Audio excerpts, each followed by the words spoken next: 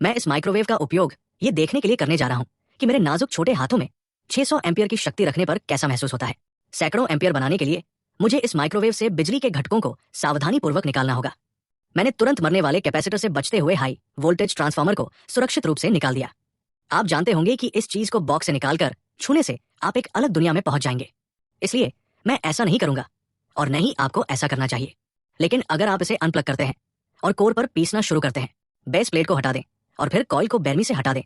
अब आप primary coil को वापस अंदर कर सकते हैं और सुपर थिक कॉपर से अपना खुद का DIY सेकेंडरी कॉइल बना सकते हैं। जब इसे वापस प्लग किया जाता है तो ये बहुत अलग तरीके से व्यवहार करता है। ठीक है, ऐसा नहीं होना चाहिए था।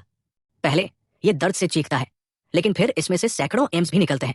ये धातु को ऐसे पिघलाता है जैसे वो वहां है ही नहीं। लेकिन मैं फिर भी आपको दिखाना चाहता हूं कि जब मैं इन टर्मिनलों को छूता हूं तो क्या होता है।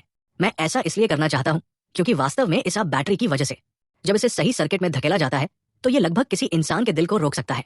लेकिन इसकी सामान्य कम वोल्टेज वाली स्थिति के कारण मैं अपनी त्वचा के प्रतिरोध के कारण इसे बिना किसी समस्या के छू सकता हूं। और सौभाग्य से हमारे DIY कॉइल में केवल 2 वोल्ट है, तो ये तकनीकी रूप से आप बैटरी जैसा ही महसूस होना चाहिए, लेकिन बहुत सारे अल्टरनेटिंग करंट के साथ। तो चलो इसे छूते हैं और पता लगाते हैं कि ये कैसा लगता है। इनमें से कुछ भी करने की कोशिश न करें। ऐसा लगता है कि मैं पूरी तरह से ठीक हूं और मुझे कुछ भी महसूस नहीं हो रहा है, भले ही धातु टूट गई हो।